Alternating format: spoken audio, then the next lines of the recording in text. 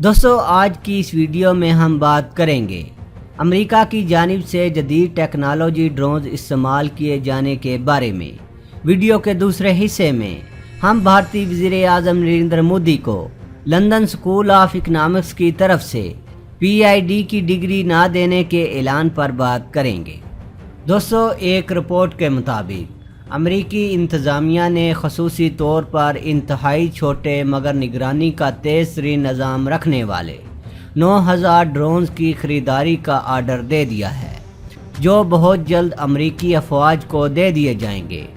Black ہارنٹ 3 نامی 2 کیمروں والے ان ڈرونز کی مدد سے میدان جنگ میں موجود فوجی اپنے اہداف پر کڑی نظر رکھ سکیں گے اور خود پر ہونے والے حملوں سے پیشگی محفوظ رہنے کی صلاحیت حاصل کر لیں گے۔ یہ ڈرون 2 کلومیٹر دور تک فضا میں خودکار طریقے سے پرواز کر سکتے ہیں اور دوران پرواز براہ راست ویڈیو اور تصاویر زمین پر بھجوانے کی مکمل صلاحیت رکھتے ہیں اور چھوٹے غاروں اور گڑھوں کے اندر گھس کر بھی تصاویر اور ویڈیوز بنا سکتا ہے۔ گلوبل پوزیشننگ سسٹم کی خصوصیت کے حامل یہ ڈرونز طوفان، تیز ہوا اور رات کے اندھیرے میں بھی بخوبی آپریشن سر انجام دے سکتے ہیں۔ امریکہ کے مطابق ان کی افواج کو مختلف محاذ پر جن اچانک حملوں کا خدشہ رہتا ہے،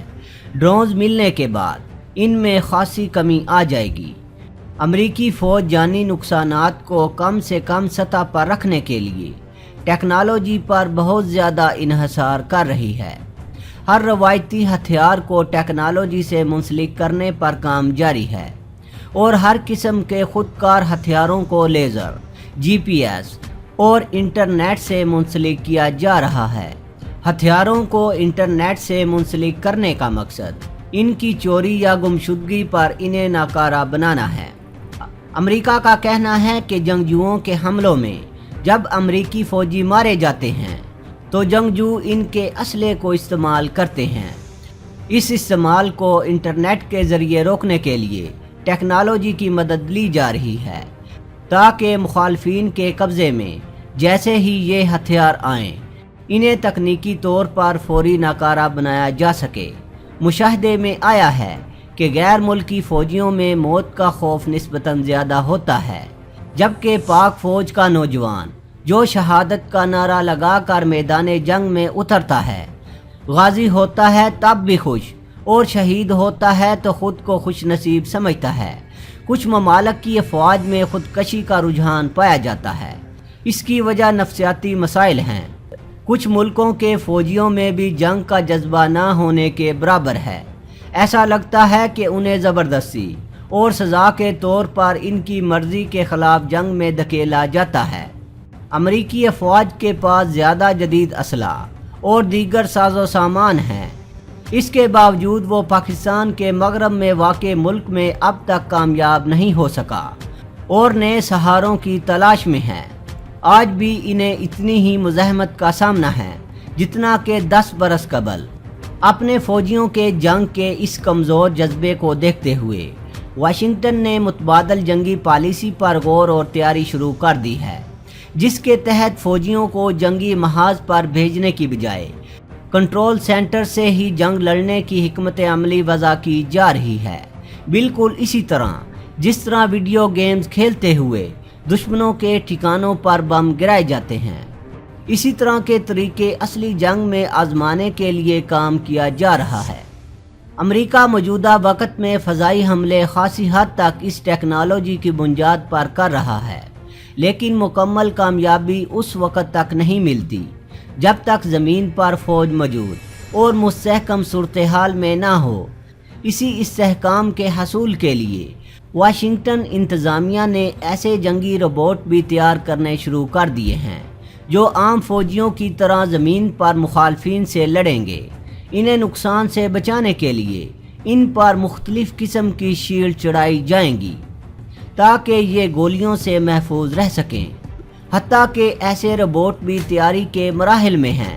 جن پر چھوٹا موٹا میزائل یا راکٹ اثر نہیں کرتا۔ ایسے روبوٹ آرٹیفیشل انٹیلیجنس یا مصنوعی ذہانت کے ساتھ ساتھ کمانڈ اینڈ کنٹرول سینٹر سے براہ راست منسلک ہوں گے۔ اس جدید جنگی پالیسی کے مطابق کسی بھی جگہ پر حملہ کرنا ہوگا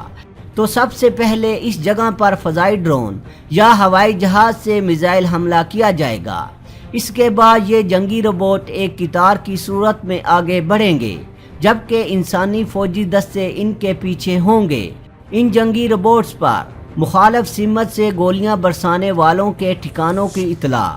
وہ ڈرون براہ راست ویڈیو اور تصاویر کی شکل میں کمانڈ اینڈ کنٹرول سینٹر میں بھیجے گا،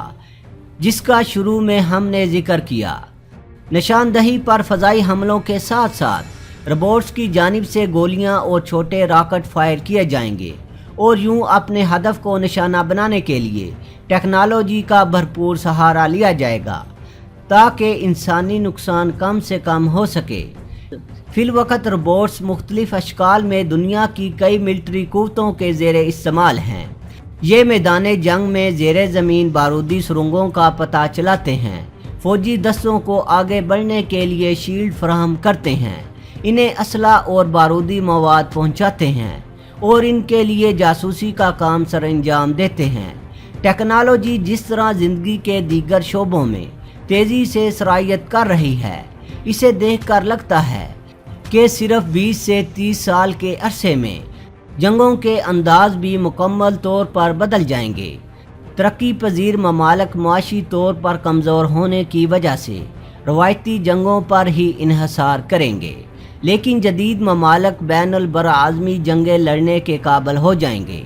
روبوٹس نہ صرف زمین پر جنگیں لڑیں گے، بلکہ یہ ہیلی کاپٹر اور جہازوں کی طرح اڑ بھی سکیں گے اور اپنے اہداف کو زیادہ سے زیادہ نقصان پہنچانے کی صلاحیت حاصل کر لیں گے۔ پہلے زمانوں میں اڑن تشتریوں کے جو افسانے گھڑے جاتے تھے وہ سب اب حقیقت بننے والے ہیں۔ اس دنیا میں ٹیکنالوجی کا استعمال جتنا بڑھے گا، اتنا ہی دنیا پر سے اعتماد اٹھ جائے گا، کیونکہ ہر چیز کو وائرلیس انٹرنیٹ اور جی پی ایس سے منسلک کرنے سے پروگرامر کا خطرہ بھی بڑھ جائے گا۔ جس طرح آج مخالف ممالک کی ویب سائٹس کو مختلف سافٹ انجینئرز اپنے کنٹرول میں لے لیتے ہیں اور ان پر مرضی کا مواد شامل کر دیا جاتا ہے، اسی طرح ان روبوٹس کو بھی کنٹرول میں کر لیا گیا اور ان کی گولیاں اور میزائل انہی کی فوج پر برسا دیے تو اس جنگ کا کیا نتیجہ نکلے گا، اس کا اندازہ لگانا مشکل نہیں۔ دنیا کا مستقبل روبوٹس کے ہاتھ میں دینے سے پہلے واشنگٹن اور دیگر طاقتوں کو یہ سوچنا ہوگا کہ کہیں دنیا کو فتح کرنے کی خواہش میں یہ روبوٹس اور یہ ٹیکنالوجی پوری دنیا کی تباہی کا باعث ہی نہ بن جائے، کیونکہ اگر روبوٹس کو خود کار انداز میں کام کرنے کی اجازت دے دی گئی اور ان کی پروگرامنگ میں کوئی گڑبڑ واقع ہو گئی تو اس سے ہونے والے نقصان کی ذمہ داری کون اٹھائے گا؟ دوستو، نئی دلی میں وزارت خارجہ اور اجیت دوول اس تقریر کی نوک پلک سنوارنے میں لگے ہوئے تھے جو بھارتی وزیر اعظم نریندر مودی نے لندن اسکول آف اکنامکس کی جانب سے انہیں عطا کی جانے والی PhD کی اعزازی ڈگری کی تقریب میں پڑھنی تھی۔ نریندر مودی کی داڑھی اور بال کی ترتیب کے لیے زاویے بنائے جا رہے تھے، ان کے لیے نئے جوتوں اور اس تقریب کی مناسبت سے نئے لباس کا انتخاب کیا جا رہا تھا، اور ساتھ ہی بھارت سمیت دنیا بھر میں اپنے ہمدرد عالمی میڈیا کے ذریعے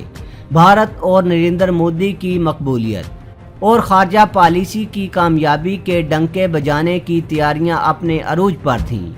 کہ اچانک ان سب کے سروں پر قیامت ٹوٹ پڑی جب نئی دلی میں وزیر اعظم ہاؤس کو انتہائی افسوس کے ساتھ اطلاع پہنچائی گئی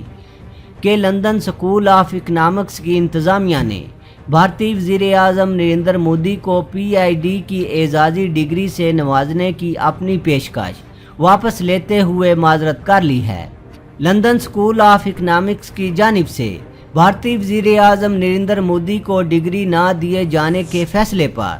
بھارتی سینئر تجزیہ نگار پرشانت بھوشن نے کہا کہ لندن اسکول آف اکنامکس کسی ایسے شخص کو PhD کی ڈگری دینا پسند نہیں کرے گا جس پر رافیل طیاروں کی خریداری میں کرپشن کا الزام ہو۔